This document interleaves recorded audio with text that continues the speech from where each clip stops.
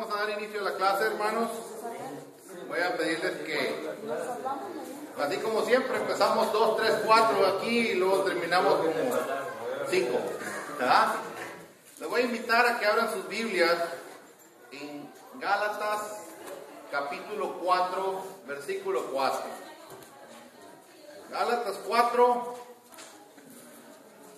versículo 4. ¿Estamos ahí, hermanos? Amén. Dice así: pero cuando vino el cumplimiento del tiempo, Dios envió a su Hijo, nacido de mujer y nacido bajo la ley. Hasta ahí nomás vamos a leer eso. Vamos a iniciar. Señor y Padre nuestro, te damos gracias, Padre, por los hermanos, Señor, que han puesto en su corazón aprender un poco más, Señor, de tu palabra. Padre, bendice tu palabra, Señor, y que sea tu Santo Espíritu quien nos guíe en todo momento, Señor, para que seamos edificados, Señor, de acuerdo a tu voluntad, Padre. Que sea tu Espíritu, Señor, el que lleve esta palabra, Señor, a los corazones de cada uno de mis hermanos y mía propia, Padre Santo, para que seamos, Señor, alimentados espiritualmente como es tu voluntad, Padre. Ponemos todo esto en el nombre de Cristo Jesús, Señor, en tus manos, Señor. Amén. Sí, hermano, gracias. Exactamente le iba a pedir. Hermanos, saben que la iglesia, bueno, más bien el cristianismo nace a partir de que primero Dios habla a su iglesia, a sus discípulos, ¿verdad? Y hay controversias que si la iglesia nace a partir del Pentecostés o si la iglesia nace cuando Jesús empieza a hablar a sus discípulos. En eso no nos vamos a meter y mucho menos en controversia, ¿verdad? Pero en sí el cristianismo, la base del cristianismo, si tomáramos desde este punto, ¿verdad? También, la base del cristianismo es la muerte y la resurrección de Jesucristo. Acordémonos que el líder de nosotros no está en una tumba. El líder de nosotros es Cristo y está vivo. Podemos encontrar la tumba de varios líderes de iglesias, y ya no mencionando iglesias de 4 siglos atrás, sino que podemos encontrar líderes de iglesias que afirman que su Salvador, ¿verdad?, está a la altura de Jesucristo. Podemos encontrar uno que murió hace no llega a 200 años, el fundador de la Iglesia de los Santos de los Últimos Días, ¿verdad? ¿Qué sucede? A él lo comparan a la altura de Jesucristo. Él es un profeta de Dios ¿y qué es lo que sucede? Pero Cristo resucitó de entre los muertos, ¿verdad? Y ese hombre, hay un sepulcro aquí en la tierra hay un sepulcro de él. Entonces la base del cristianismo está basada en que nuestro Dios, nuestro Redentor, nuestro Salvador, el fundador de su propia iglesia, no está muerto. Todas las religiones apuntan a una tumba llena. Nosotros podemos apuntar a una tumba, pero esa tumba está vacía, ¿verdad? El Salvador de nosotros, nuestro Dios y nuestro líder, está vivo, y bien vivo, ¿verdad? Está glorificado, no solamente en un cuerpo como nuestro, sino está glorificado. Así es de que esta tarde vamos a hablar de Él. ¿Quién es nuestro líder? Jesucristo. Él es el fundador del cristianismo. Entonces, de ese Dios, de ese fundador vamos a hablar. Ahora, hermanos, quiero decirles una cosa. Yo siempre tengo la precaución de preparar todas las enseñanzas. Yo las preparo, cada una de las cosas que vengo a decir aquí, yo le dedico algún tiempo, no voy a decir que tanto, le dedico tiempo para preparar estas enseñanzas. Pero yo, en el transcurso de todo este tiempo que he llevado enseñando, esta me llamó mucho la atención, porque en primer lugar, yo les voy a decir esto: yo no la preparé esta, porque yo empecé a estudiar y a buscar información y encontré esta enseñanza bien detallada, que yo al leerla ya no necesitaba ya no necesitaba absolutamente agregarle más. Así es de que, hermanos, tuve el cuidado, eso sí les voy a decir, tuve el cuidado de estudiar cada una de las referencias bíblicas que aparecen en este estudio. Tuve el cuidado y lo repasé en algunas ocasiones, porque por lo regular cuando yo los escribo y yo domino completamente el punto y domino completamente el tema. En esta ocasión yo les estoy diciendo esta situación, que esta clase en particular yo no la preparé. Esta clase podría decir que yo me la robé, pero no me la robé. Está a la disposición del que la quiera tomar en el internet. Es de un instituto bíblico y para mí se me hizo completa. Por completo, está completa. Entonces vamos sí traigo una poca información aparte, pero eso es independiente. Así de que vamos a entrar a los detalles. El Señor Jesucristo tiene varios oficios. Un oficio del Señor Jesucristo, ¿cuál era? Bueno, ese es un oficio, pero vamos a hablar espiritualmente. El Señor Jesucristo fue profeta. ¿Algún otro? Rey. ¿Algún otro? Maestro. ¿Y cuál otro? Son 4. Los que menciona resaltan más en la escritura de él son profeta, rey y el otro. A ver, ayúdenme.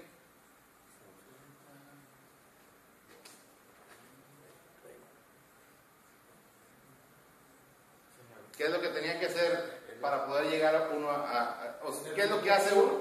Intermediario. Esa es la palabra, se podría decir la palabra vulgar de eso. El sumo sacerdote. Eso es. ¿Qué es lo cómo se le llama al líder de la Iglesia Católica? El Papa, ¿verdad?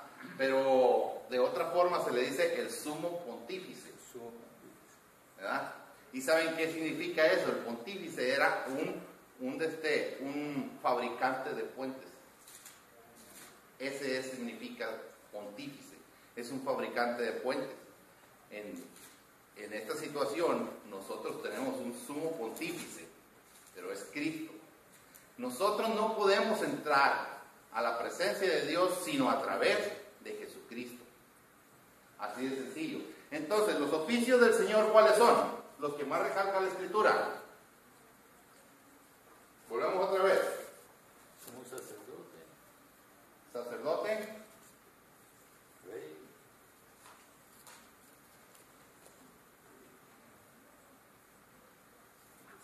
Oh.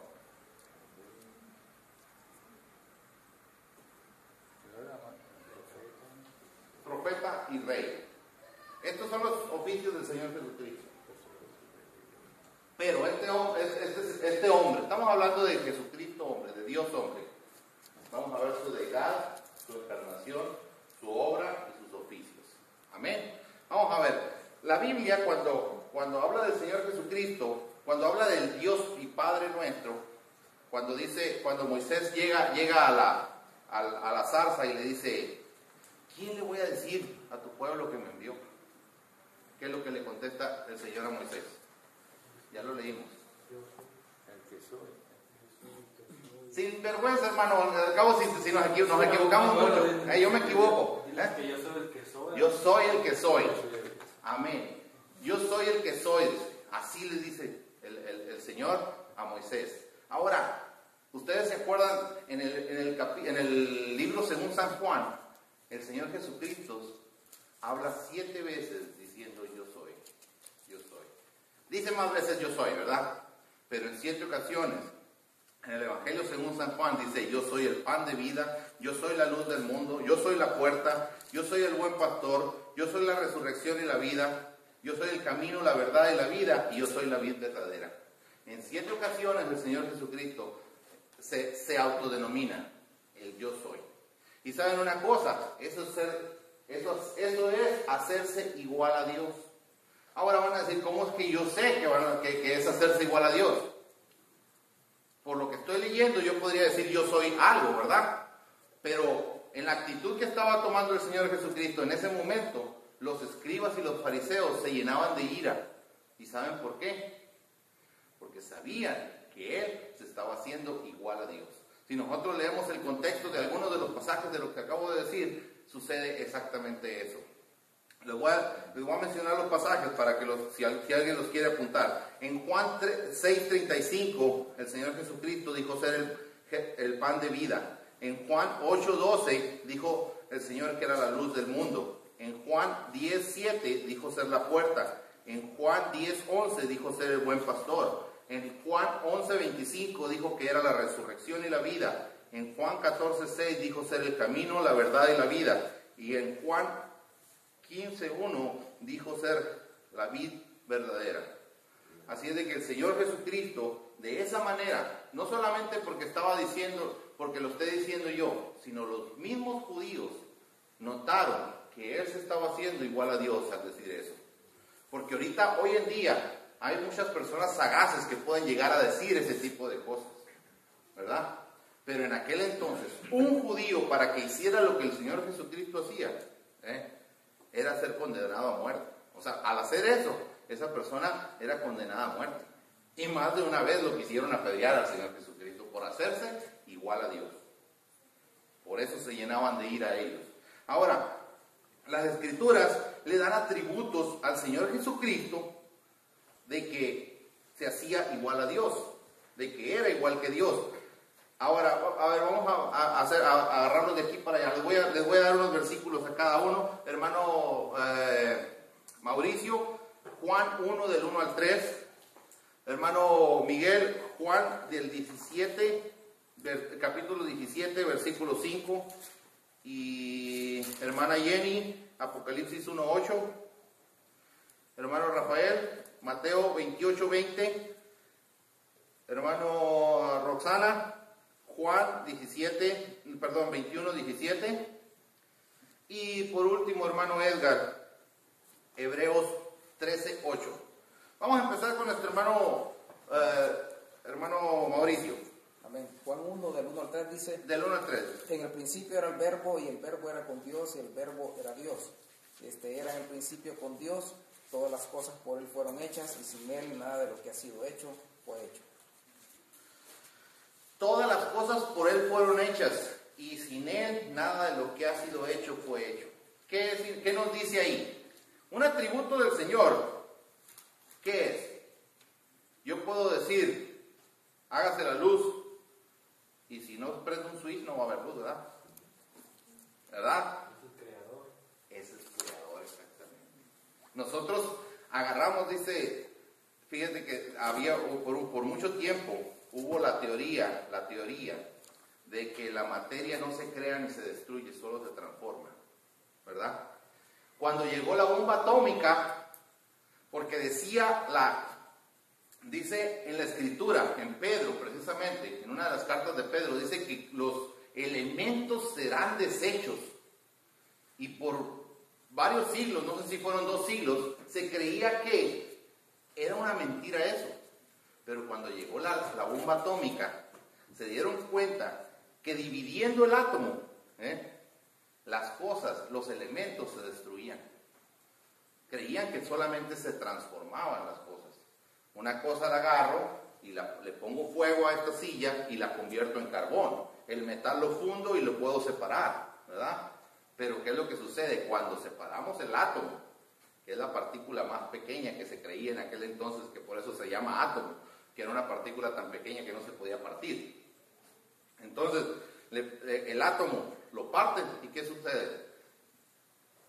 Se crea la bomba atómica, ¿verdad? Y todas las cosas se deshacen, se desintegran a través de esa bomba. Ahora, bueno, pero vamos a continuar, hermano Miguel. 17, ¿qué? Juan 17:5.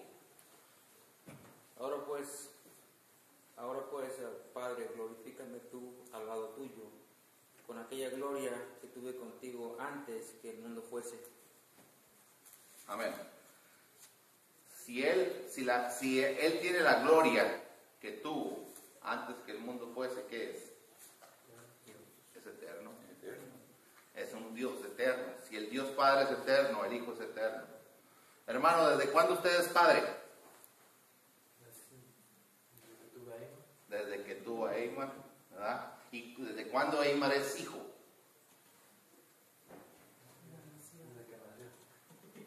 Así de fácil, ¿verdad? Entonces, el mismo tiempo que usted tiene siendo padre, Eymar tiene siendo hijo. Hay una controversia que dicen ahí, no, pues que el hijo empezó a ser hijo desde el día que nació de María. No, es cierto. El hijo ya era hijo desde antes de la fundación del mundo, ¿verdad? ¿Cuántos creen de ustedes que Elías está en el cielo? Amén. Ya cayó uno. No es cierto, mi hermano. Miren, el Señor Jesucristo dijo, nadie ascendió al cielo, sino el que ha descendido del cielo. Elías, ¿en dónde está ahorita? La Biblia no lo dice. Pero la Biblia dice que el primero que entró al cielo fue Cristo. De todo esto, de todo este universo que fue creado. Acordémonos que antes de nosotros ya había ángeles, arcángeles, querubines y todo. Pero Elías no forma parte de eso. Elías forma parte de la creación. ¿Verdad? Ok. Pero el Señor Jesucristo es eterno. El Señor Jesucristo viene desde la eternidad, toma un cuerpo, entra a la dimensión del tiempo y se aparta de la dimensión del tiempo. Un ratito vamos a hablar sobre la ascensión. Hermana Jenny, ahí nos clarifica un poquito más. Apocalipsis 1:8. Yo soy el alfa y la omega, principio y fin, dice el Señor, el que es y que era y que ha de venir, el Todopoderoso. Amén. ¿Es eterno? ¿De quién está hablando? Del Señor Jesucristo. La deidad del Señor Jesucristo, muchos atributos del Dios Todopoderoso, del Dios Padre, son atribuidos al Señor Jesucristo. Hermano Rafael. En Mateo 28:20 dice, enseñándoles que guarden todas las cosas que os he mandado. Y he aquí que yo estoy con vosotros todos los días hasta el fin del mundo. Amén. ¿Qué es el Señor Jesucristo? Si está, sí, está con nosotros hasta el fin del mundo, pero está conmigo y está con el hermano de él. ¿Y Edel? Omnipresente. El Dios Todopoderoso que es omnisciente, omnipresente, omnipresente y omnipotente es el Señor Jesucristo. Hermana Roxana. Hermano, me dijo 21:17, pero no creo que sea eso. Bueno, si me equivoqué, Juan 21:17, lea. Le dijo la tercera vez, Simón, hijo de Jonás, ¿me amas? Pedro se entristeció de que le dijese la tercera vez, ¿me amas? Y le respondió, Señor, tú lo sabes todo. Tú sabes que te amo. Jesús le dijo, apacienta mis ovejas. ¿Qué le dijo? Gracias, hermana. ¿Qué le dijo Pedro al Señor Jesucristo? Tú lo sabes todo. Tú sabes que te amo. ¿Verdad? Entonces el Señor omnisciente, el Señor omnipresente también es omnisciente y está hablando de Cristo. Hermano Edgar. Dice Hebreos 13:8, Jesucristo es el mismo ayer y hoy y por los siglos. Si el Señor Jesucristo es el mismo ayer, hoy y por los siglos, ¿qué es? Un atributo del Señor Todopoderoso, ¿qué es? Inmutable. No cambia. El Señor Todopoderoso no cambia, el Señor Jesucristo también. Los atributos del Todopoderoso se le estaban dando al Señor Jesucristo. Eso es parte de la deidad del Señor Jesucristo. Ahora, la obra de Cristo, las obras de Dios también fueron hechas por Cristo. Y hablamos de la creación. En Juan 1:3 habla de que Dios, que el Señor Jesucristo fue, se podría decir, co-creador o creador. Creador, porque ¿qué es lo que dice Juan 1:3? Dice que todas las cosas por Él fueron hechas y todo lo que fue hecho, todo, lo voy a leer, porque ya me estoy cuarteando aquí. Dice, todas las cosas por Él fueron hechas y sin Él nada de lo que ha sido hecho fue hecho. Entonces, podríamos decir que es co-creador o que es creador. Solamente tenemos que decir que es creador. Hermanos, la Trinidad, que de la cual vamos a hablar una o dos semanas más adelante, la Trinidad no está dividida. Hay muchos que hacen esto de la Trinidad 3 dioses distintos.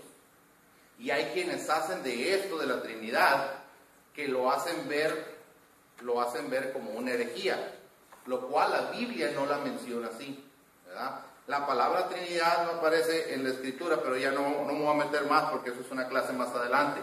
Ahora en Colosenses 1, 16 y 17, el Señor es sustentador, el Dios y Padre Todopoderoso, Él sustenta la creación, y el Señor Jesucristo también es sustentador.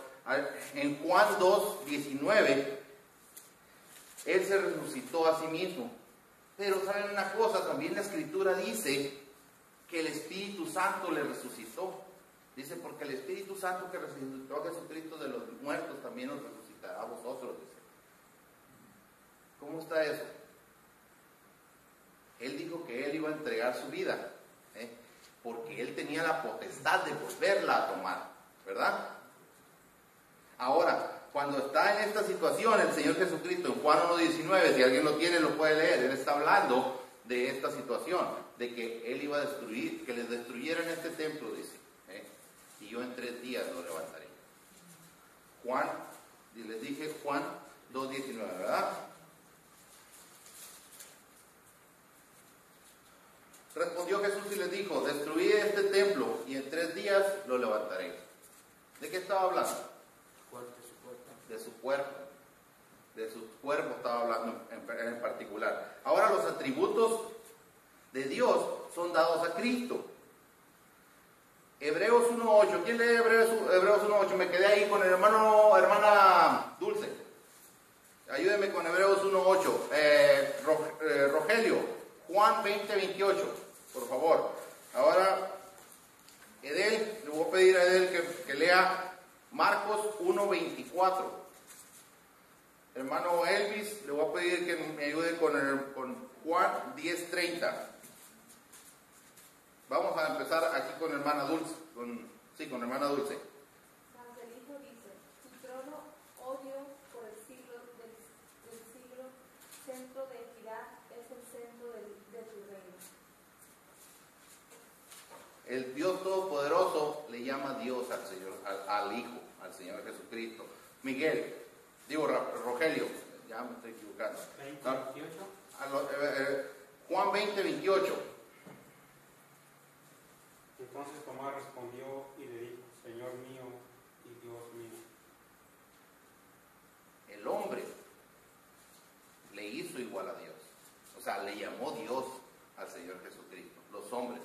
Y el Señor no rehusó esa afirmación que hizo Tomás. Hebreo, le iba a decir. No me hables hebreo, por favor. Marco 1:24. Así es, mi hermano. Diciendo, ¿qué tienes con nosotros, Jesús Nazareno? ¿Has venido para destruirnos? Sé quién eres, el Santo de Dios. Amén. ¿Saben qué? Los demonios le reconocieron como Dios. Los demonios le reconocieron como Dios. Dios mismo le reconoce como Dios. Hermano Elvis, ayúdenme. Yo y el Padre uno somos. Él declaró a sí mismo ser Dios. Fíjense nomás, Cristo es llamado Dios por el Padre. Los hombres le llamaron Dios. Los demonios lo reconocieron como Dios. Y Él mismo se hizo igual a Dios. Ahora, fíjense nomás, en su encarnación, si nosotros leemos, hermano Nelson, júntese con un cristiano para que le preste una Biblia. ¿Y quién te ha dicho que no ando? No, sí, ya la trae. Hasta ratito andabas quitándole una a alguien ahí. Bueno, ya se la quitaste desde antes, ¿verdad? Romanos 5:12. Ayúdenme a leerlo, mi hermano. A ver qué dice Romanos 5:12. Romanos 5:12 nos habla. Léalo. Dice lo siguiente, Romanos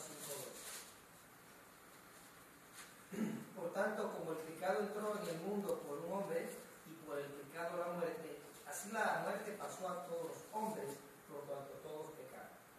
El Señor Jesucristo era hombre, ¿verdad? Sí, claro que era hombre. Tenía un cuerpo, tenía alma y tenía espíritu. Cuidado, ¿eh? Era un hombre como ustedes y como yo. Había una gran diferencia entre él y nosotros, que él era divino y nosotros no. Nosotros necesitamos irnos a otra religión para poder hacernos divinos. Nosotros, ahí hay cosas chuecas, pero bueno. Ándale, algo así. Pues algo así es. Ahora, el Señor tenía cuerpo, alma y espíritu. Él tenía un cuerpo físico como nosotros. Pero la diferencia de él y de nosotros, que fue su engendramiento. Esa es la gran diferencia. Isaías 7:14 nos habla de que la Virgen iba a dar a luz un niño. Esa iba a ser la señal de que él era el Mesías. Pero ¿por qué dice la Virgen iba a dar a luz un niño? Cuando nosotros leemos el Evangelio, los Evangelios, dice que María le dijo, ¿y cómo va a ser eso si yo no conozco varón? ¿Saben lo que es conocer en la Biblia? Cuando dice conoció, tener una relación íntima, ¿verdad? Entre la intimidad está la sexualidad, ¿verdad? Entonces María, cuando el Señor Jesucristo, cuando en el Antiguo Testamento dice la Biblia que Adán conoció a su mujer y dio a luz un hijo, ¿verdad? Habla de ese conocimiento, ¿verdad? Y si se ven en toda la Escritura, existen muchos pasajes que relacionan, pero vamos a enfocarnos en María, cuando le dice María, ¿y cómo va a ser eso si yo no conozco varón? ¿Qué hay algo imposible para Dios? El Señor Jesucristo preguntó eso. ¿Hay algo imposible para Dios? Cuando le preguntó, dice, cuando les dijo que era más difícil, era más fácil que un camello entrara por el ojo de una aguja a que un rico entrara en el reino de los cielos. Y el Señor Jesucristo hizo la pregunta, dijo, ¿hay algo imposible para Dios? Por todo lo que para el hombre es imposible, al Dios no hay nada imposible. Así es de que en Lucas 1:35, no vamos a leerlos todos los pasajes, si quieren apuntarlos se los voy a dar, porque me voy a ir más corriendo, porque ya no nos alcanza el tiempo, ¿ok? En Lucas 1:35, la Escritura nos dice que concibió del Espíritu Santo. En Mateo 1:23, que nació de una virgen. En Hebreos 10:5 dice que era un hombre que poseía un cuerpo. Ahí tenemos que ver, porque muchas veces dicen, no, que era un espíritu, o era esto, o era lo otro, los que tratan de torcer lo que dice la Escritura. Mateo 26:38 habla del alma de Cristo. Lucas 23:46 habla del Espíritu de Cristo. El Señor era un hombre como ustedes y como yo. La diferencia, el que Él no tenía pecado, el que Él no había sido engendrado de la manera que nosotros fuimos engendrados. El salmista dice, en pecado me concibió mi madre. El Señor Jesucristo no podía decir eso, porque María era una pecadora, es muy cierto. No era la situación que hoy la Iglesia Católica nos quiere dibujar, que María nació de una virgen también para que ella naciera pura antes de que el Señor Jesucristo fuera engendrado en ella. Eso no existe, eso no es real, eso no es bíblico, ¿verdad?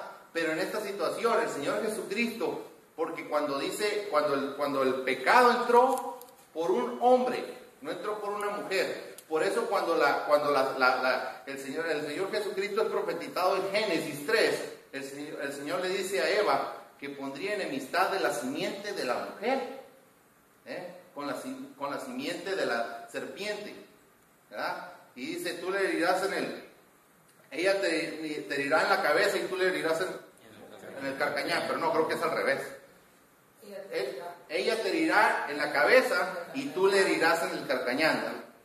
Ya ves, es que necesito leerlo, pero el caso es del que sale victorioso es Cristo, así es de que, dice, tú le herirás en la cabeza, él te herirá en la cabeza. En el pie, la planta.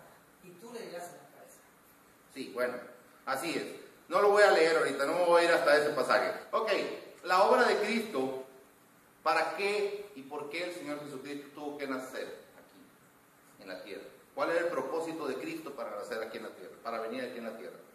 ¿Se acuerdan del pasaje con el que abrimos la escritura? Abrimos la clase de hoy. ¿Sí se acuerdan o no? Gálatas, aquí está, mi hermano.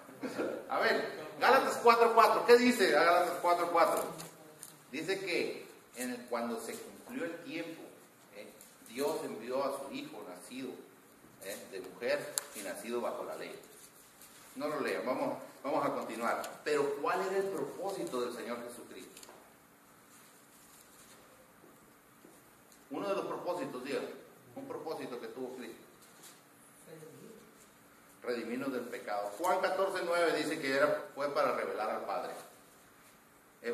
Hebreos 9:26 dice que para quitar el pecado del mundo, para quitar el pecado. Y primera de Juan 3:8 para destruir las obras del diablo. Ahora, con respecto a la muerte, la resurrección y la ascensión de Cristo.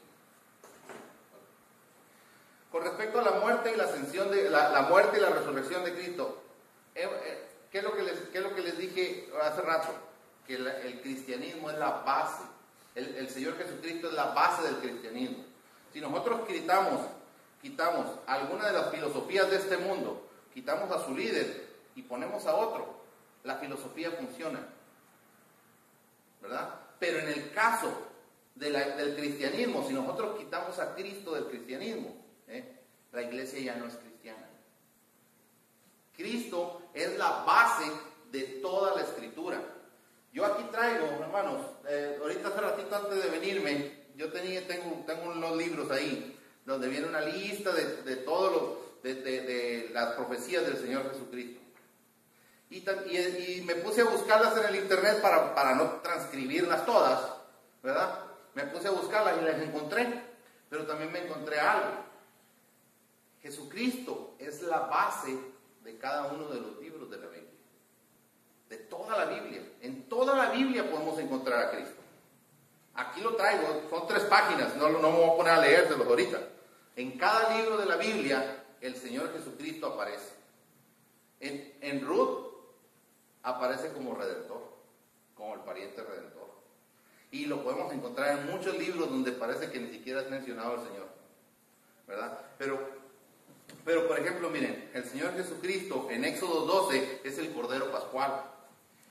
Es la serpiente de bronce de Números, de Números y de Juan 3:14. ¿Se acuerdan qué es lo que dice la Escritura? Que porque así como fue levantada la serpiente en el desierto, así es necesario que el Hijo del Hombre sea levantado. Él es el pastor del Salmo 23. Es el pastor herido en Zacarías 13:6 y 7. Es el Salvador sufriente de Isaías 53. Y aquí ya me pongo los lentes porque ya estoy perdiendo ¿dónde está bien? Y es el Rey de Gloria, que nuestro hermano leyó el capítulo 24 del Salmo. Ese es nuestro Dios. La Biblia en ocasiones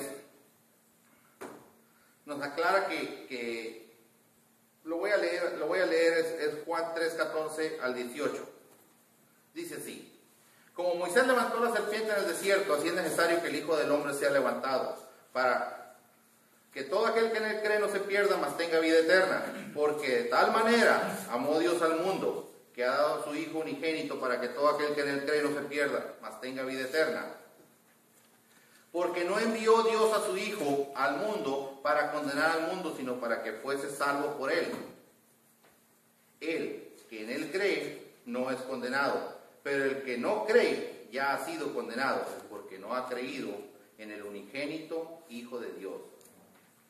Ninguno de nosotros, hermanos, la Biblia es bien clara con esto, que ninguno de nosotros podemos ser salvos por la vida de Cristo. Nosotros no podemos llegar a ser salvos por las enseñanzas de Jesucristo. Nosotros, ¿por qué somos salvos? Lo dijo aquí el pasaje que acabo de leer. ¿Por qué es que somos salvos nosotros? ¿Porque aceptamos a Cristo? Por creer en Él. Por la muerte de Cristo es que nosotros alcanzamos la salvación. Por la muerte y la resurrección de Cristo. Ahora, si Cristo no hubiera resucitado, hermanos, no hubiera cristianismo. no hubiera cristianismo. ¿Por qué no hubiera cristianismo? Dice creo que es en Corintios, donde dice que si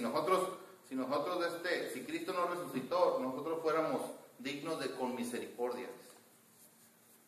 ¿Por qué razón?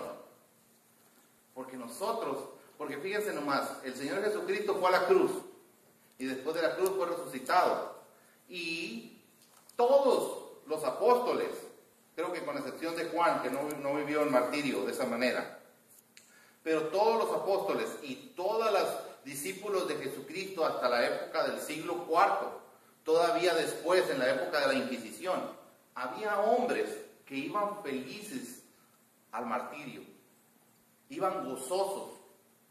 Juan Hus, dicen la historia de Juan Hus, iba cantando salmos a la hoguera.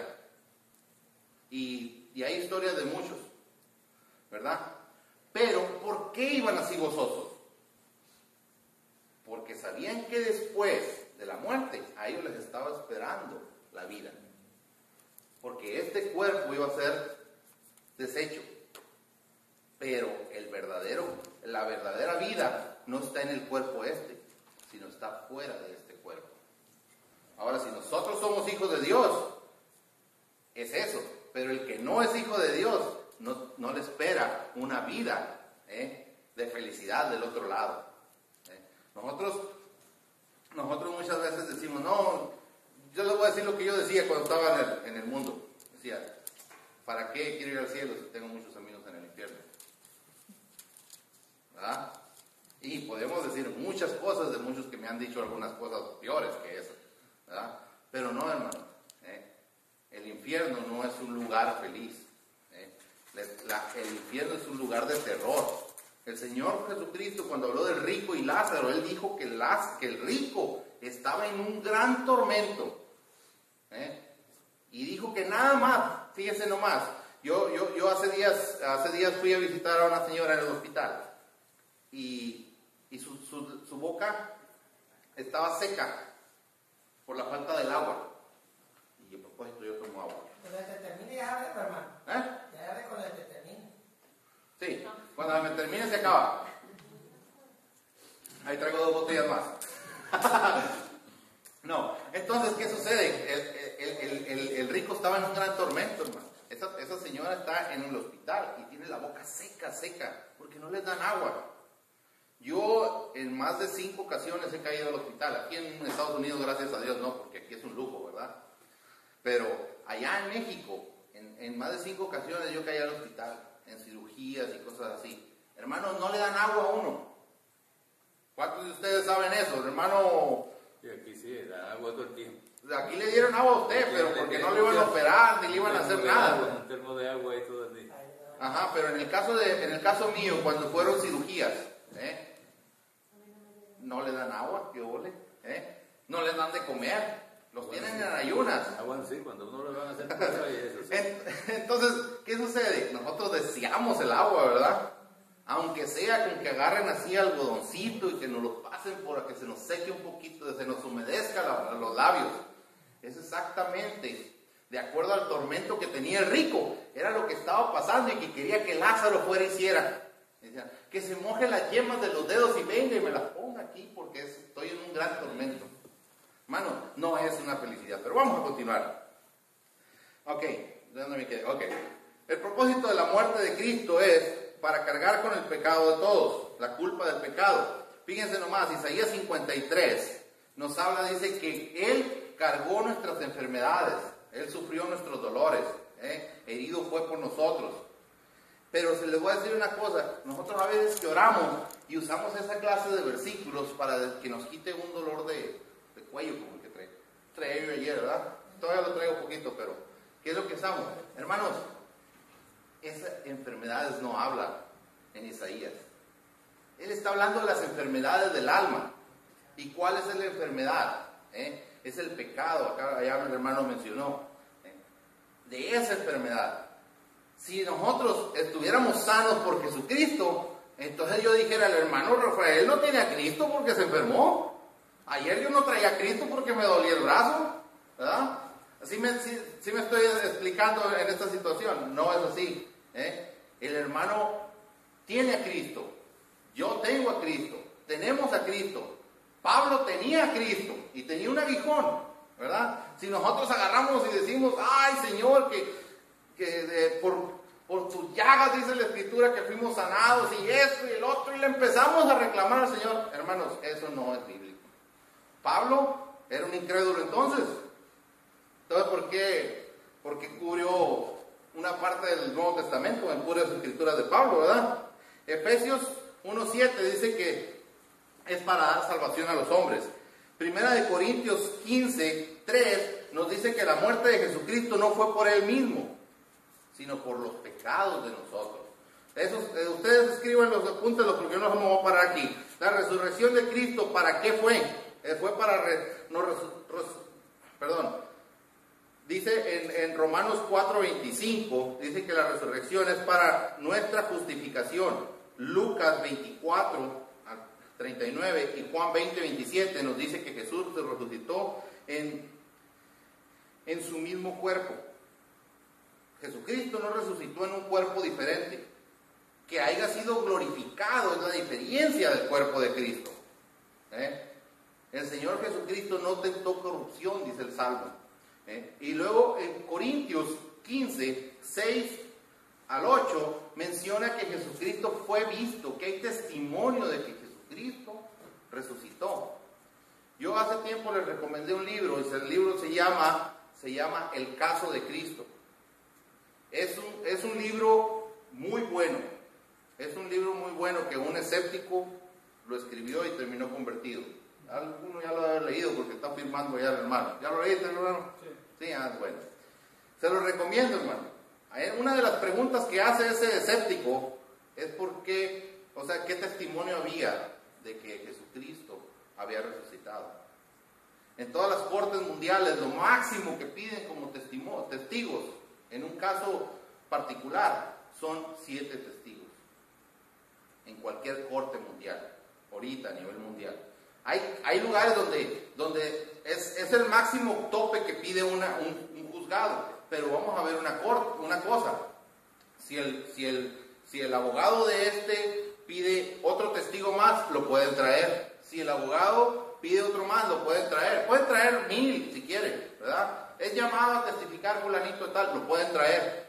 Pero para dar un testimonio, no, las cortes mundiales no piden más de 7 testigos.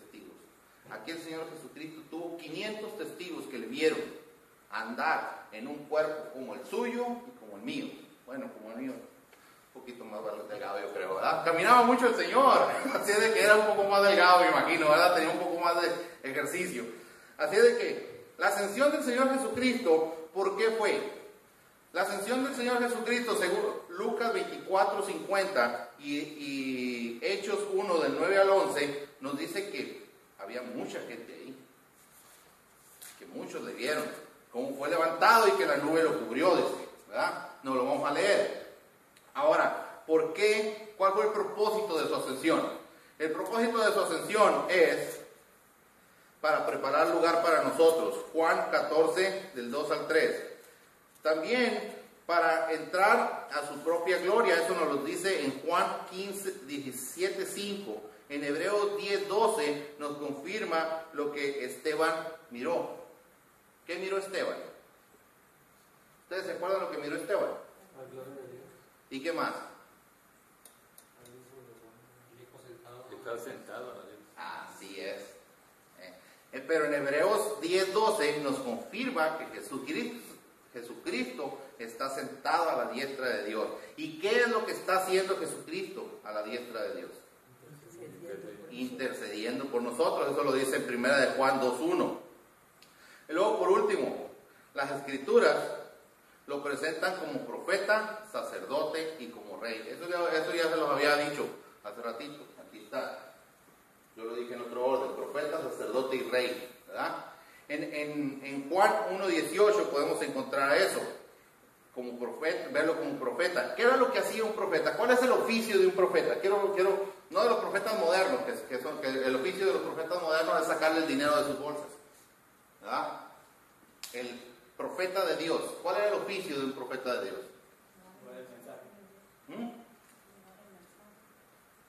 Más recio, hermana, que no la oigo. No estoy sordo, Llevar el mensaje. Ok, llevar el mensaje. ¿Tú qué dijiste? Sí, lo mismo. ¿Alguien más? ¿Quién da más? Tener una relación muy acercada a Dios. Vamos a tener, ya se dice, hablar con Dios íntimamente. Balaam no tenía muy buena relación con Dios porque ese quería dinero. No, así es cierto. Tenía relación con Dios. El profeta de Dios, el profeta de Jehová, hacía una cosa. ¿Cuál era? ¿Alguien más que tenga alguna otra cosa? ¿Cuál era el oficio del profeta? Revelar lo que él quería a los hombres. Más cerquitas. El oficio de un profeta era declarar, primero, los profetas siempre, si ustedes se fijan en todas las profecías, primero declaran arrepentimiento, piden arrepentimiento, después declaran juicio, ¿verdad? Pero ¿qué era lo que hacían los profetas? Declaraban la voluntad de Dios. Si ustedes se fijan en todas las profecías, ustedes van siguiendo las profecías del Señor, de todos de Israel. A Israel le llama al arrepentimiento cada vez. Si no lo creen, lean Jeremías. Jeremías le decían el profeta llorón. ¿Pero por qué? Porque lloraba para que el pueblo se arrepintiera. Les decía, arrepiéntanse. Viene juicio sobre Israel. Pero no le escuchaban, entonces el Señor enviaba palabra de juicio, ¿verdad? Entonces, ¿qué era lo que hacía el profeta? El oficio del profeta era declarar la voluntad de Dios.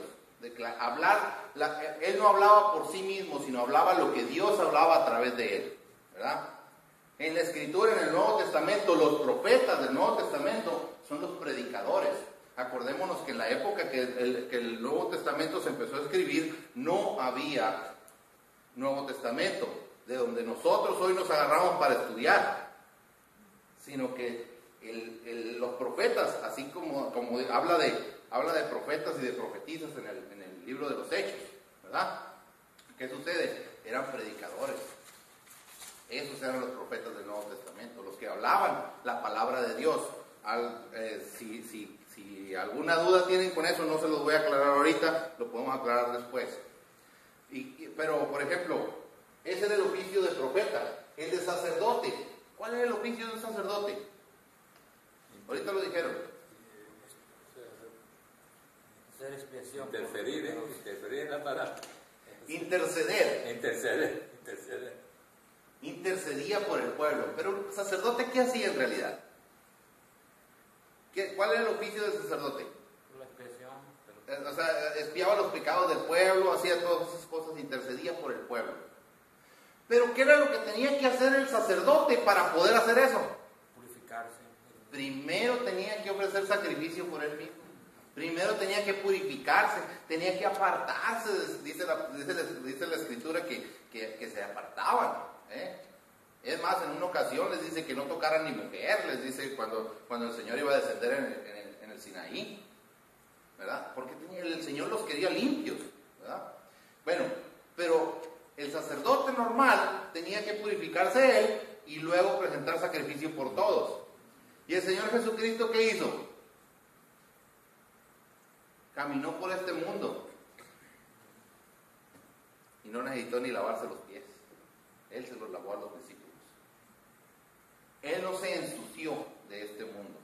Y él sí caminaba. O sea, no se ensució, no me estoy refiriendo a que se le hayan ensuciado los pies, hermanos, ¿verdad? Sino que no había pecado en él. Se contaminó. Él no se contaminó con la maldad de este mundo. Al contrario, cuando estaba en la cruz, ¿él qué dijo? Dios mío, perdónalos, no saben lo que hacen, ¿verdad? Así es de que el Señor Jesucristo no necesitó presentar sacrificio por él mismo antes de presentar el sacrificio por cada uno de nosotros. Y como rey, pues si nosotros nos vamos a la Escritura, de eso de lo que le estoy hablando, lo pueden encontrar en Hebreos 4 del 14 al 16. Y como rey, Apocalipsis 19, 16, dice que él es rey de reyes y señor de señores. Dice que aquí lo trae escrito, dice. Y Hebreos y Apocalipsis 20, 23, 20 del 2 al 3, dice que él reinará 1000 años. Él es rey. judíos están esperando al rey, pero están esperando al Mesías como rey. No lo estaban esperando en aquel entonces como Salvador. ¿Se acuerdan que el Señor Jesucristo dijo, cuando venga el Hijo del Hombre, dice, ¿hallará fe en la tierra? Esa pregunta hizo Él. Esa pregunta hizo. Si nosotros vemos ahorita el evangelismo moderno, si nosotros vemos los movimientos cristianos de hoy en día, ¿qué es lo que está proliferando? El hecho de ganar no almas, sino ganar adeptos para su iglesia. Traerlos aquí y exprimirlos y dejarlos sin dinero cuando se vayan, ¿verdad? El evangelio de la prosperidad y muchas situaciones de esas. Cuando el Señor dice así y yo veo lo que está pasando, no tarda mucho en venir, eso ya lo sabemos. Pero ¿qué es lo que sucede? Cuando dice Él, ¿hallará fe en la tierra? La fe que nosotros tenemos, la tenemos puesta en el Señor Jesucristo. Muchos van a decir que sí aquí. Y no lo dudo que muchos tengan fe, pero saben una cosa, muchas veces nomás lo decimos de los labios para afuera.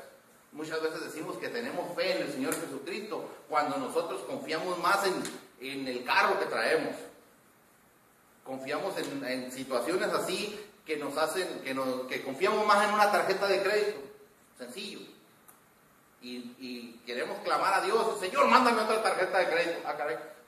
No, ese no era el clamor, ¿verdad?, que le teníamos que hacer al Señor. No, es cierto, hermanos. Muchas veces confiamos más en el dinero. Muchas veces confiamos más en el trabajo, en la seguridad del trabajo. Hermanos, yo no estoy seguro en mi trabajo. Aquí en los Estados Unidos un patrón lo puede despedir por nada. Hay cosas por las que no lo pueden despedir, ¿verdad? Pero por nada sí lo pueden despedir.